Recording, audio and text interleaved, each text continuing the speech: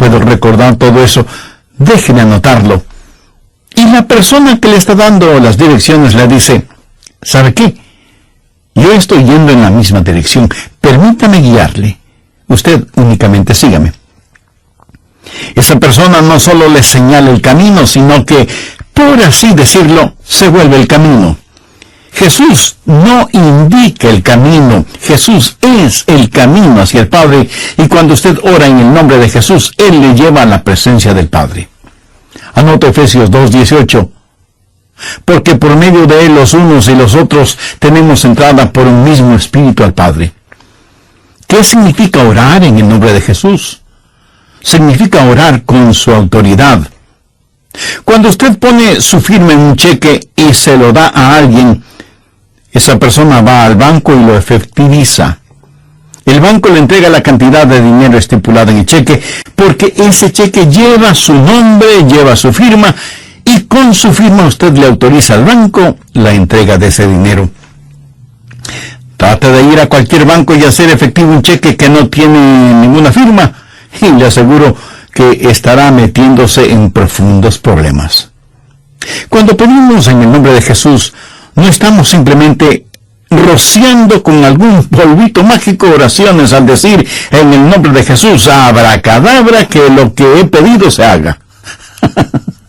No es así de ninguna manera. Orar en el nombre de Jesús significa, primero, obedecer su mandato. Segundo, hacer algo aprobado por Él. Tercero, saber que eso le dará honor y gloria a Él. Y cuarto, saber que el Padre será glorificado por lo que hacemos en el nombre de Jesús. Si usted ora sin usar el nombre de Jesús legítimamente, no tiene ninguna razón para esperar que su oración sea contestada. Ahora, obviamente, el orar en el nombre de Jesús significa que usted debe ser salvo, que debe ser su discípulo y que debe estar en comunión con Él para conocer su voluntad. No solo ora en el nombre de Jesús, sino que también ora en el Espíritu. Veamos Efesios 6:18. Orando en todo tiempo, con toda oración y súplica en el Espíritu, y velando en ello con toda perseverancia y súplica por todos los santos. Así como se debe orar en el nombre de Jesús, hay que orar en el Espíritu. Casi al final del Antiguo Testamento hay un versículo muy interesante. Busque Zacarías 12:10. Dios habla de lo que hará en los últimos días, cuando los judíos como nación vengan a Jesús.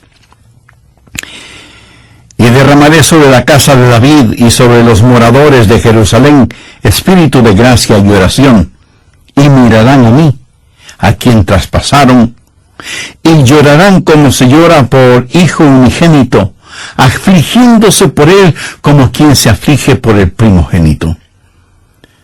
Hay muchas cosas maravillosas en este versículo, pero lo que más me bendice es que Dios dice que hay un Espíritu, el Espíritu Santo, que es el Espíritu de gracia y de oración.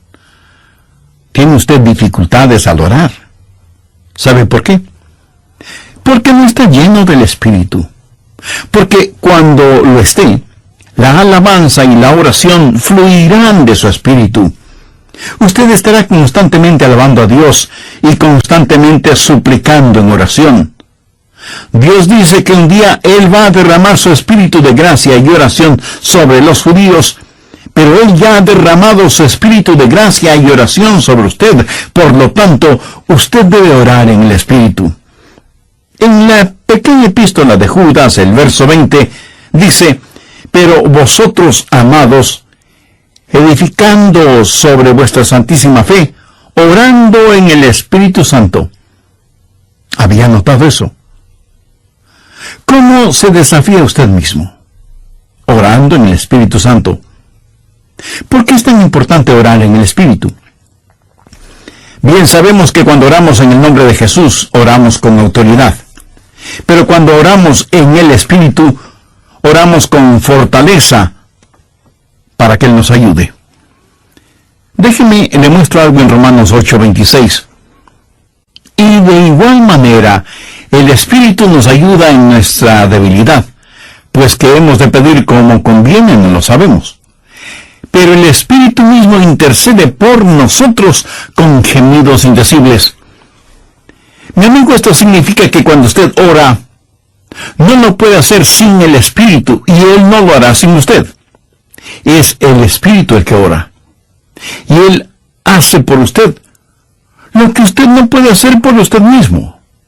El Santo Espíritu de Dios inspira, guía, pone energía y sostiene nuestras oraciones.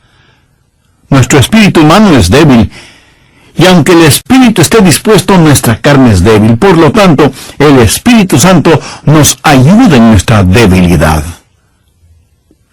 No hay ninguno de nosotros que alguna vez no haya dicho: fallé en mi vida de oración. Ojalá pudiera orar más. ¿Por qué no puedo hacerlo?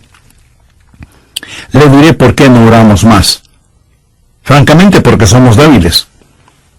Pero nuestra debilidad no debe convertirse en incapacidad, sino más bien en fortaleza, porque la Biblia dice que cuando somos débiles, somos fuertes. Si aprendemos a depender en el Espíritu Santo, quien nos ayuda en nuestras debilidades, inspirándonos, guiándonos y capacitándonos. Más aún, Él nos ayuda en nuestra ignorancia. Pues ¿qué hemos de pedir como conviene? No lo sabemos. ¿Alguna vez ha pensado en eso? Estuve una vez en una conferencia bíblica en Dallas. Al finalizar la conferencia, 2 jóvenes estudiantes se me acercaron y uno de ellos me preguntó: «Pastor, ¿usted ora?». Le respondí que sí. Entonces me dio una pequeña tarjeta diciéndome: «Aquí están nuestros nombres. Somos estudiantes en el seminario. Por favor, ore por nosotros». Yo les agradecí y puse esa tarjetita en mi Biblia. He orado por esos estudiantes, pero no creo que lo haya hecho en forma regular. No porque ellos no me importen, pero una asignación de oración es más que 2 nombres en una tarjeta. Si tuviera que orar por todos quienes me piden que ore por ellos, ni las 24 horas del día serían suficientes, se lo aseguro. Esa es la verdad. Si usted trata de orar por todos y por todo, su oración, en vez de ser un caudaloso río, se convertirá en un estancado pantano. La oración, para que sea poderosa, tiene que ser canalizada. Cuando alguien me dice que está orando por mí, me siento increíblemente bendecido. Y hay hermanos que me dicen que oran por mí diariamente, y doy gracias a Dios que muchos oran por mí. Pero me entristece la realidad de que hay millones de seres humanos por los cuales nadie ora. Ahora escúcheme.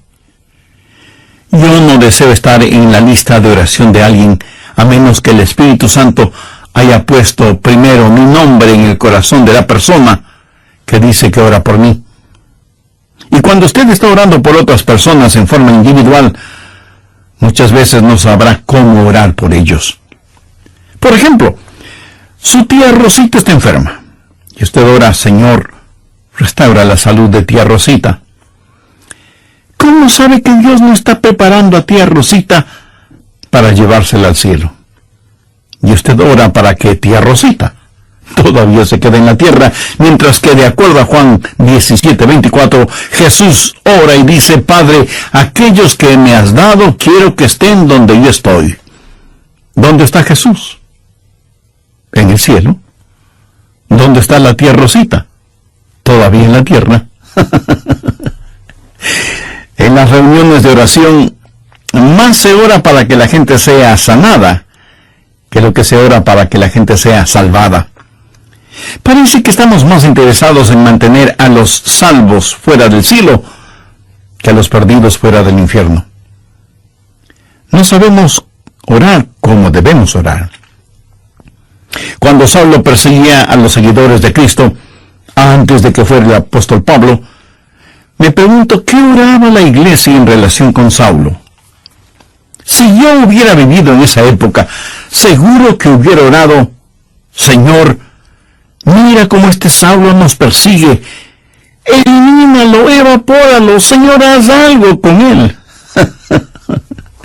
Y ciertamente, Dios hizo algo con él, pero no precisamente como se lo pedimos.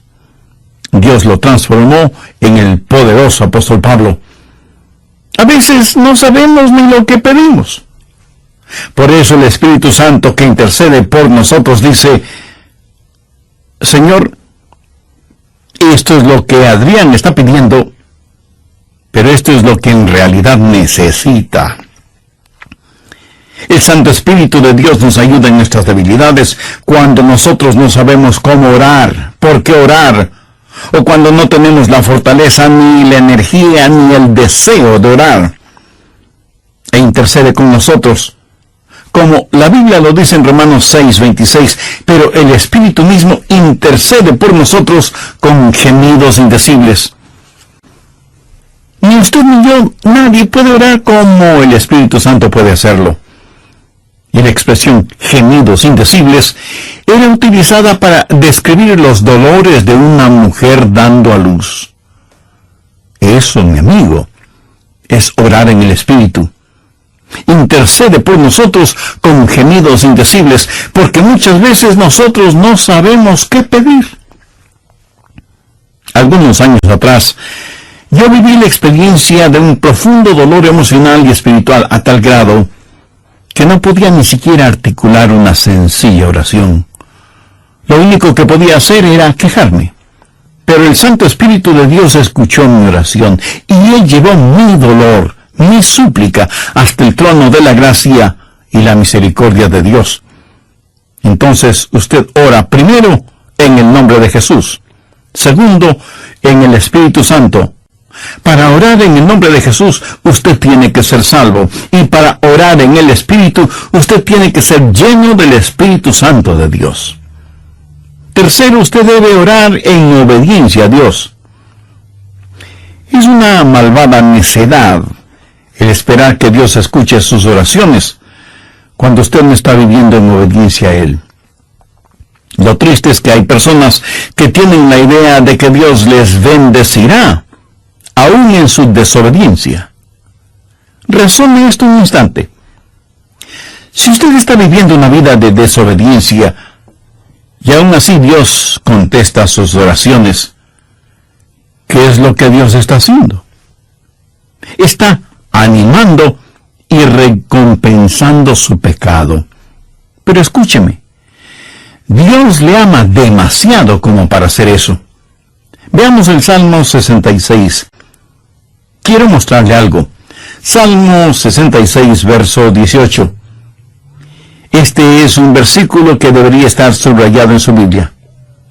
Si en mi corazón hubiese yo mirado la iniquidad, el Señor no me habría escuchado. Ahí lo tiene, en blanco y negro y bien impreso.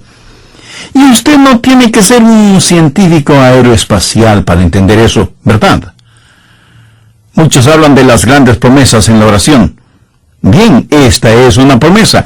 Si en mi corazón hubiese yo mirado la iniquidad, el Señor no me habría escuchado. Ahora, note que no dice, si hubiera pecado, Dios no me escucharía. Dios no le escuchará a usted. Dios no me escuchará a mí. Dios no escuchará a nadie que tenga iniquidad en su corazón. Iniquidad significa el hacer trato con el pecado, sentirse en paz haciendo el pecado. Y si yo tengo cualquier iniquidad en mi corazón, Dios no me escuchará. Ora usted a Dios. Si tiene algún pecado en su corazón, ¿cómo puede esperar que Dios le escuche? Para que Dios le escuche, usted tiene que arrepentirse de sus pecados y tener a Jesús como su Salvador y Señor. De vez en cuando alguien me dice, pastor, Dios me ha dado la habilidad de decir hermosas oraciones. Y si Dios mismo me ha dado esa habilidad, quiero decir que Él está impresionado con mis oraciones. Mi amigo, hay una buena palabra griega para describir lo que usted está diciendo. Tontería. Escúcheme, Dios no se impresiona con sus oraciones, pero sí se impresiona con su necedad. Veamos lo que dice Isaías 1:13. No me traigáis más vana ofrenda. ¿Sabe usted lo que es una vana ofrenda? Es solo una oración vacía. No me traigáis más vana ofrenda. El incienso me es abominación.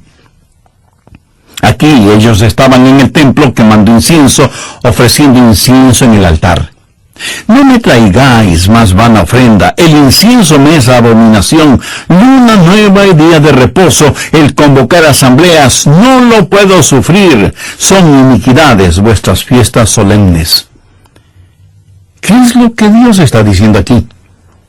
Que todo lo que ellos hacían como parte de su religión, Él lo detestaba. Y en Isaías 1, los versos del 15 al 17, leemos: Cuando extendáis vuestras manos, yo esconderé de vosotros mis ojos. Asimismo, cuando multipliquéis la oración, yo no oiré. Llenan están de sangre vuestras manos, lavaos y limpiaos, quitad la iniquidad de vuestras obras de delante de mis ojos, dejad de hacer lo malo, aprended a hacer el bien, buscad el juicio, restituid al agraviado, haced justicia al huérfano, amparad a la viuda. Veamos ahora Isaías 59:1. He aquí que no se ha cortado la mano de Jehová para salvar, ni se ha agravado su oído para oír. Dios no se ha vuelto manco ni sordo, pero vuestras iniquidades han hecho división entre vosotros y vuestro Dios, y vuestros pecados han hecho ocultar de vosotros su rostro para no oír. ¿Ha leído alguna vez algo del libro de Esdras? Vayamos al capítulo 9, verso 6. Esdras está orando y dice: Dios mío, confuso y avergonzado estoy para levantar, oh Dios mío, mi rostro a ti, porque nuestras iniquidades se han multiplicado sobre nuestra cabeza, y nuestros delitos han crecido hasta el cielo. Mi amigo, debemos orar en obediencia. Para resumir un poco todo esto, vamos a la primera epístola de Juan. No el Evangelio de Juan, sino la primera epístola de Juan, capítulo 3, verso 22. Y cualquier cosa que pidiéramos, la recibiremos de Él, porque guardamos sus mandamientos y hacemos las cosas que son agradables delante de Él. Los rebeldes jamás verán sus oraciones contestadas. Déjeme retroceder un poco las páginas de la historia. ¿Recuerda cuando Israel había conquistado Jericó? Y tuvieron que pelear contra un pequeño pueblito. No era ninguna gran ciudad. Un pueblito llamado Ai. Apenas 3 letras, H, A, I, Ai. Y sin embargo, los israelitas tuvieron que huir, como se dice vulgarmente, con el rabo entre las piernas, ignominiosamente derrotados. Y Josué tiene que ir y postrarse delante de Dios y preguntarle cómo pudo permitir que tal cosa sucediera. Miren lo que le contestó Dios en Josué 7, los versos 10 y 11. Y Jehová dijo a Josué: levántate, ¿por qué te postras así sobre tu rostro? Israel ha pecado. ¿Qué está diciendo? Josué, hijo mío, ¿por qué me estás orando? No puedes utilizar tus oraciones como una cortina de humo para ocultar el pecado que hay en medio del pueblo. Enfrenta y elimina ese pecado, y entonces oiré tus oraciones. Cuarto, usted debe orar en la voluntad de Dios. No solo conocer a Jesús, no solo ser lleno del Espíritu, no solo obedecer los mandamientos, pero aún habiendo hecho todo esto, todo lo que usted desea no es necesariamente la voluntad de Dios para usted. Anote 1 de Juan 5, versos 14-15. Y esta es la confianza que tenemos en Él, que si pedimos alguna cosa conforme a su voluntad, Él nos oye.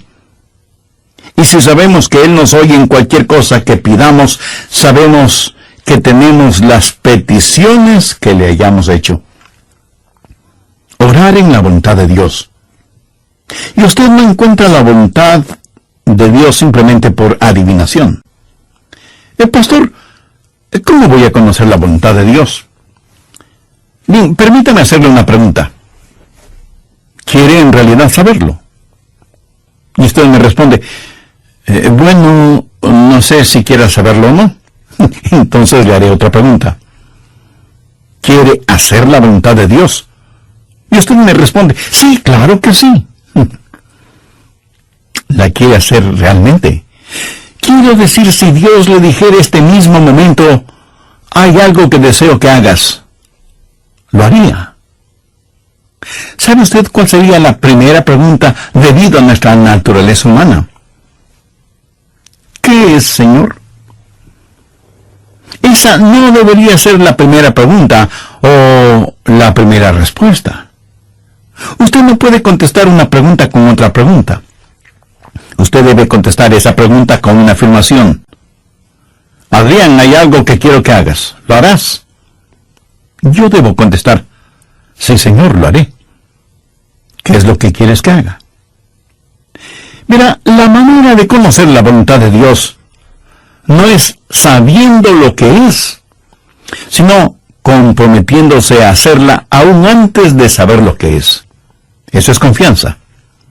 Sencillamente diga, Señor, estoy listo, y haré lo que quiera que tú quieras que haga. Y aunque esa frase pueda trabar nuestra lengua, destraba nuestra capacidad de obediencia. Debo admitir que muchos tienen temor de la voluntad de Dios. De alguna manera se les ha metido la idea en la cabeza de que si se prestan para servicio bajo la voluntad de Dios, van a terminar como misioneros en el país de Salsipuedes, viviendo en una choza con piso de tierra y comiendo carne de serpiente o quién sabe qué otros exóticos alimentos. ¿Sabe qué? Pudiera ser que así suceda. La forma de conocer la voluntad de Dios es aceptando la voluntad de Dios antes de conocer cuál es la voluntad de Dios. Y aunque suena complicado lingüísticamente, espiritualmente no lo es. Pero usted me dice, pastor, quiero más detalles. Muy bien, le voy a dar más detalles. La voluntad de Dios es buena, perfecta y aceptable. Y si piensa que esto lo digo porque soy muy inteligente, pues siento desilusionarle. Veamos qué dice Romanos 12, versos 1 y 2. Así que, hermanos, os ruego por las misericordias de Dios, que presentéis vuestros cuerpos en sacrificio vivo, santo, agradable a Dios, que es vuestro culto racional. No os conforméis a este siglo, sino transformaos por medio de la renovación de vuestro entendimiento, para que comprobéis cuál sea la voluntad de Dios, agradable y perfecta. Usted no necesita saber nada más que esto. La voluntad de Dios es buena, agradable y perfecta. Preséntese usted mismo como un sacrificio vivo y santo delante de Dios, y usted sin ninguna sombra de duda conocerá y comprobará que la voluntad de Dios es siempre buena, agradable y perfecta. La oración no es para manipular la voluntad de Dios, para que se amolde a la suya. Es descubrir la voluntad de Dios y meterse de cabeza en ella. Pero escúcheme con atención. En última instancia, usted no encuentra la voluntad de Dios. La voluntad de Dios lo encuentra usted. Cuando su corazón está bien con Dios, usted presenta su cuerpo como un sacrificio vivo y rehúsa el ser amoldado por el sistema y los valores del mundo, para más bien ser transformado, renovado en su mente y empezar a pensar los pensamientos de Cristo y por lo tanto tener la capacidad de orar en la voluntad de Dios. Quinto, orar en comunión con los creyentes. Por favor, busque el Evangelio de Marcos, capítulo 11, los versos 25 y 26. Y cuando estéis orando, perdonad si tenéis algo contra alguno, para que también vuestro Padre que está en los cielos os perdone a vosotros vuestras ofensas. Porque si vosotros no perdonáis, tampoco vuestro Padre que está en los cielos os perdonará vuestras ofensas. Mi amigo, no se olvide que un pecado no perdonado es la más formidable barrera contra la oración. Tantas personas se preguntan por qué sus oraciones no son contestadas cuando están guardando tremendos resentimientos en su corazón. Le pregunto, ¿ese resentimiento, ese enojo, vale la pena tenerlo? Lo que es peor, ¿vale la pena ir acumulándolo, guardándolo, hasta que por fin estalla, hiriendo no solo a quienes motivaron ese enojo, sino a usted mismo? La satisfacción carnal de guardar un resentimiento contra alguien no vale de ninguna manera la pena porque impide que nuestras oraciones sean contestadas. Escuché de una pequeña niña que una noche, por haberse portado mal, su mamá le mandó temprano a la cama. Pero antes de acostarse, la niña debía orar. Ella así lo hizo.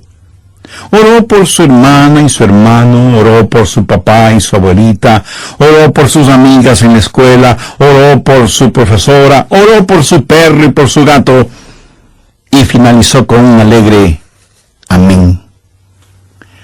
Luego, mirando a su madre, le dijo: como habrás notado, mamá, tú no estuviste en mi oración.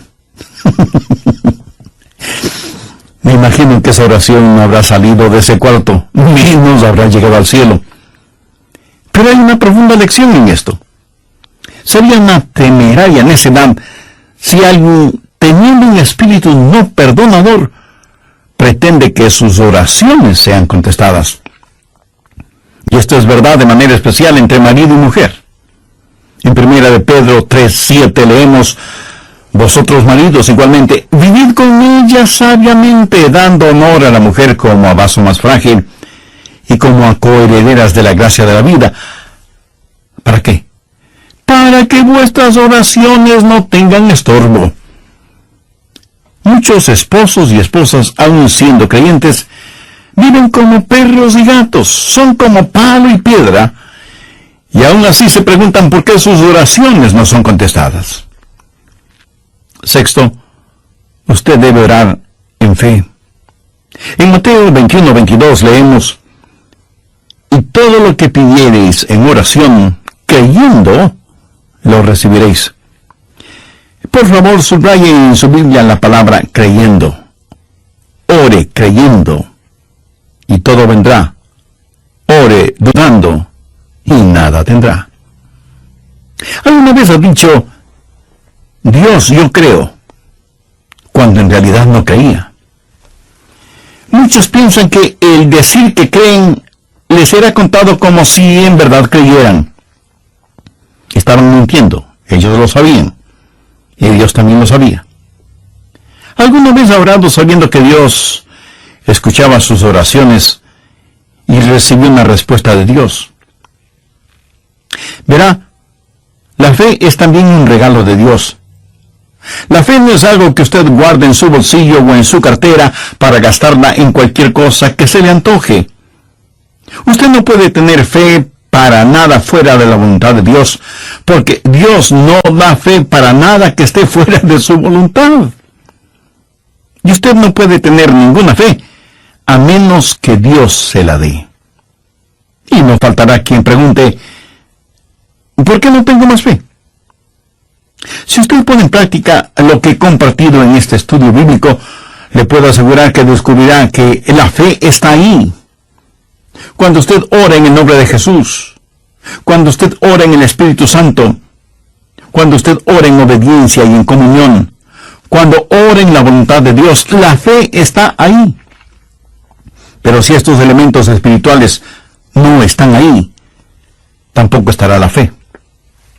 Ustedes, esposos, han tenido alguna vez un argumento, y si me dice que no, con toda mi cariñosa cortesía le diré que son mentirosos. Cuando marido y mujer tienen un argumento y no lo solucionan, y luego se arrodillan para orar por su hijito enfermo, no se sienten espiritualmente enfermos. No sienten que están actuando hipócritamente.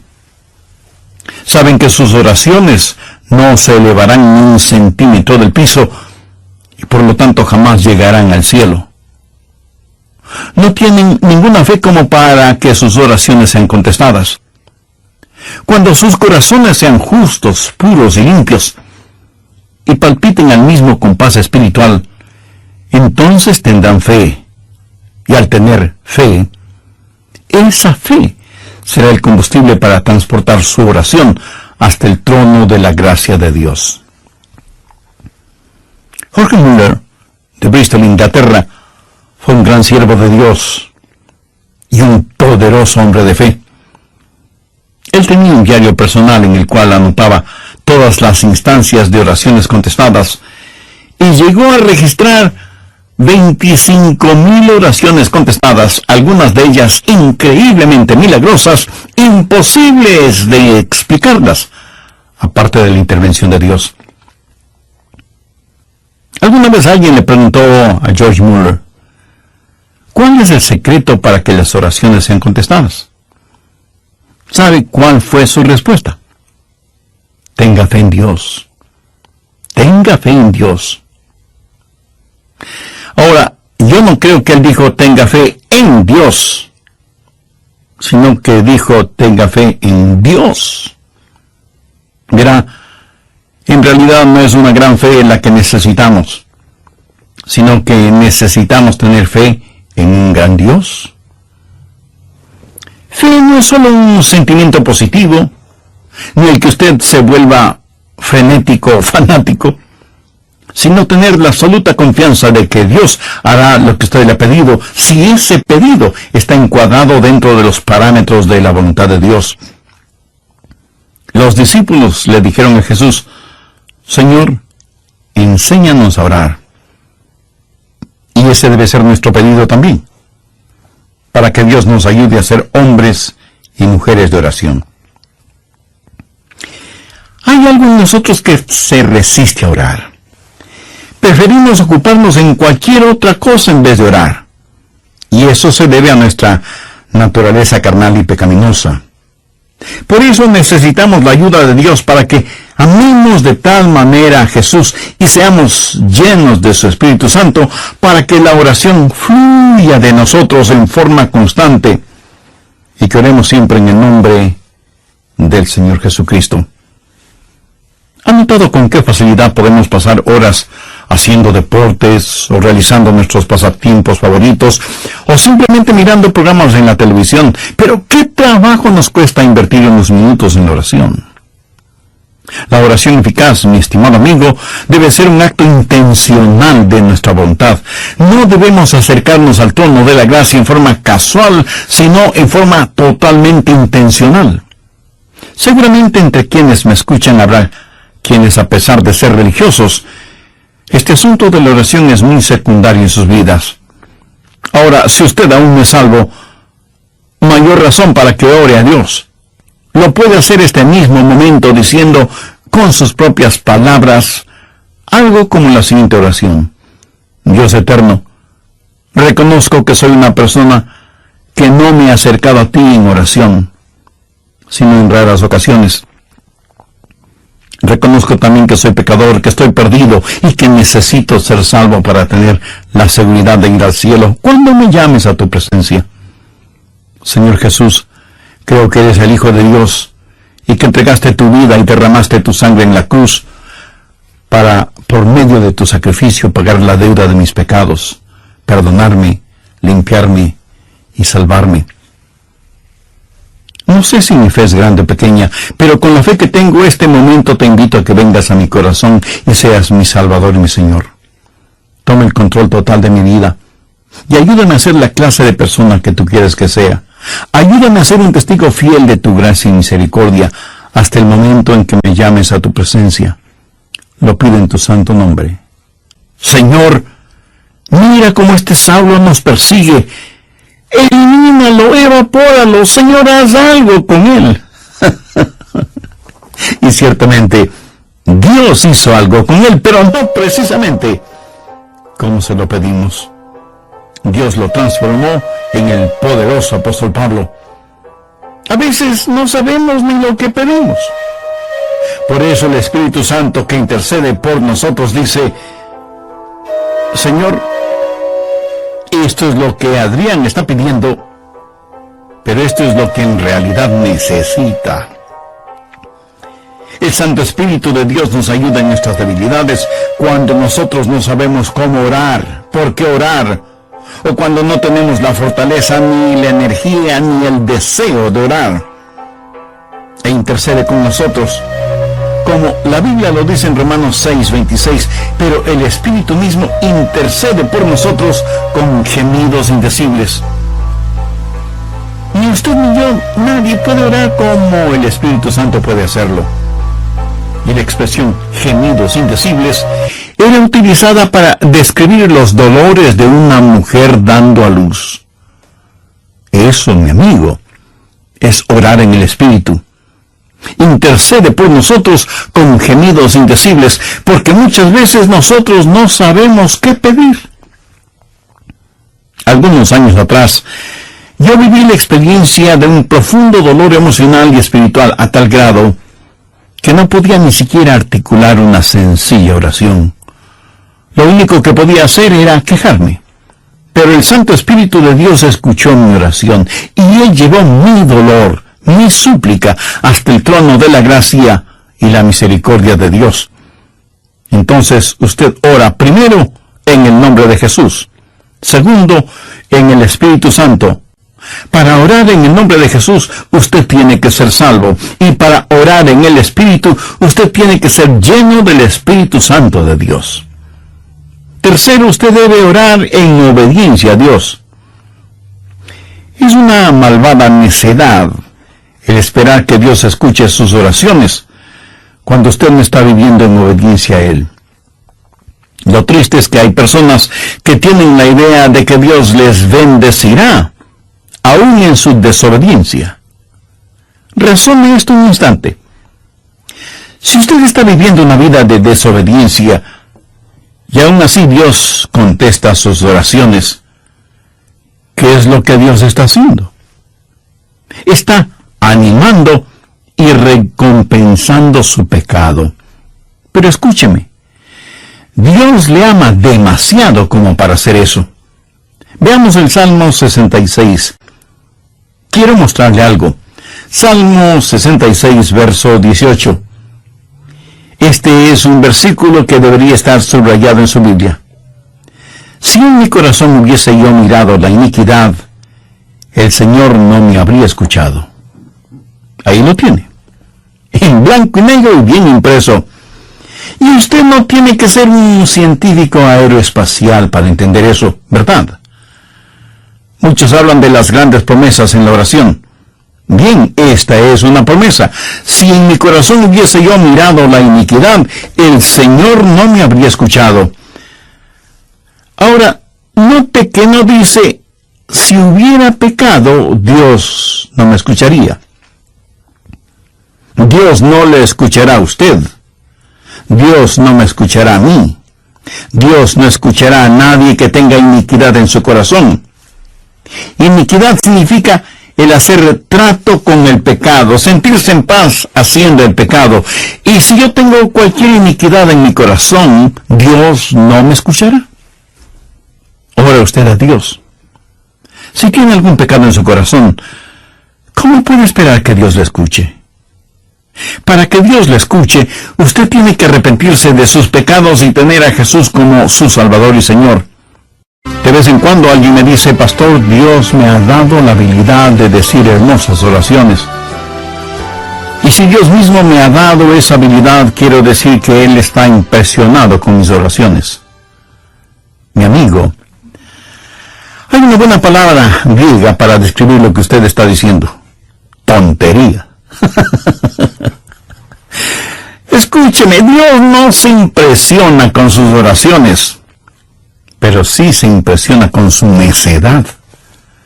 Veamos lo que dice Isaías 1:13. No me traigáis más vana ofrenda. ¿Sabe usted lo que es una vana ofrenda? es solo una oración vacía. No me traigáis más vana ofrenda. El incienso me es abominación. Aquí ellos estaban en el templo quemando incienso, ofreciendo incienso en el altar. No me traigáis más vana ofrenda, el incienso me es abominación, luna nueva y día de reposo, el convocar asambleas, no lo puedo sufrir, son iniquidades vuestras fiestas solemnes.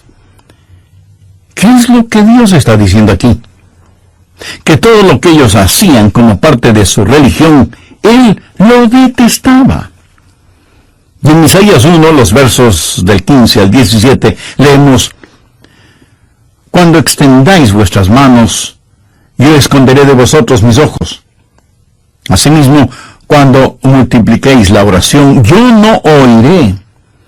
Llenan están de sangre vuestras manos, lavaos y limpiaos, quitad la iniquidad de vuestras obras de delante de mis ojos, dejad de hacer lo malo, aprended a hacer el bien, buscad el juicio, restituid al agraviado, haced justicia al huérfano, amparad a la viuda.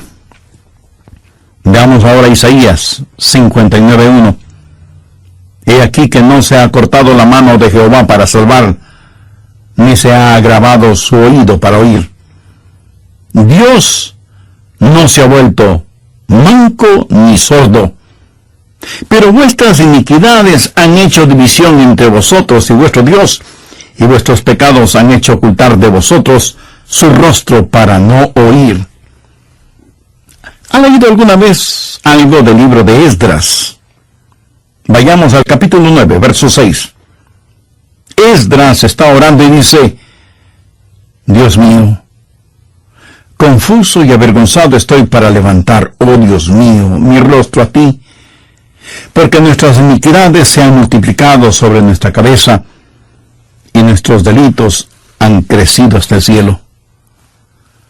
Mi amigo, debemos orar en obediencia. Para resumir un poco todo esto, vamos a la primera epístola de Juan. No el Evangelio de Juan, sino la primera epístola de Juan, capítulo 3, verso 22. Y cualquier cosa que pidiéramos, la recibiremos de Él, porque guardamos sus mandamientos y hacemos las cosas que son agradables delante de Él. Los rebeldes jamás verán sus oraciones contestadas. Déjeme retroceder un poco las páginas de la historia. Recuerda cuando Israel había conquistado Jericó y tuvieron que pelear contra un pequeño pueblito. No era ninguna gran ciudad, un pueblito llamado Ai. Apenas 3 letras, H-A-U-Ai. Y sin embargo, los israelitas tuvieron que huir, como se dice vulgarmente, con el rabo entre las piernas, ignominiosamente derrotados. Y Josué tiene que ir y postrarse delante de Dios y preguntarle cómo pudo permitir que tal cosa sucediera. Miren lo que le contestó Dios en Josué 7, los versos 10 y 11. Y Jehová dijo a Josué: levántate, ¿por qué te postras así sobre tu rostro? Israel ha pecado. ¿Qué está diciendo? Josué, hijo mío, ¿por qué me estás orando? No puedes utilizar tus oraciones como una cortina de humo para ocultar el pecado que hay en medio del pueblo. Enfrenta y elimina ese pecado, y entonces oiré tus oraciones. Cuarto, usted debe orar en la voluntad de Dios. No solo conocer a Jesús, no solo ser lleno del Espíritu, no solo obedecer los mandamientos, pero aún habiendo hecho todo esto, todo lo que usted desea no es necesariamente la voluntad de Dios para usted. Anote 1 Juan 5, versos 14-15. Y esta es la confianza que tenemos en Él, que si pedimos alguna cosa conforme a su voluntad, Él nos oye. Y si sabemos que Él nos oye en cualquier cosa que pidamos, sabemos que tenemos las peticiones que le hayamos hecho. Orar en la voluntad de Dios. Y usted no encuentra la voluntad de Dios simplemente por adivinación. Pastor, ¿cómo voy a conocer la voluntad de Dios? Bien, permítame hacerle una pregunta. ¿quiere en realidad saberlo? Y usted me responde, bueno, no sé si quiera saberlo o no. Entonces le haré otra pregunta. ¿Quiere hacer la voluntad de Dios? Y usted me responde, sí, claro que sí.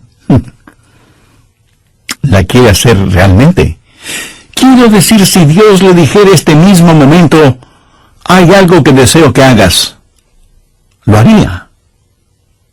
¿Sabe usted cuál sería la primera pregunta debido a nuestra naturaleza humana? ¿Qué es, Señor? Esa no debería ser la primera pregunta o la primera respuesta. Usted no puede contestar una pregunta con otra pregunta.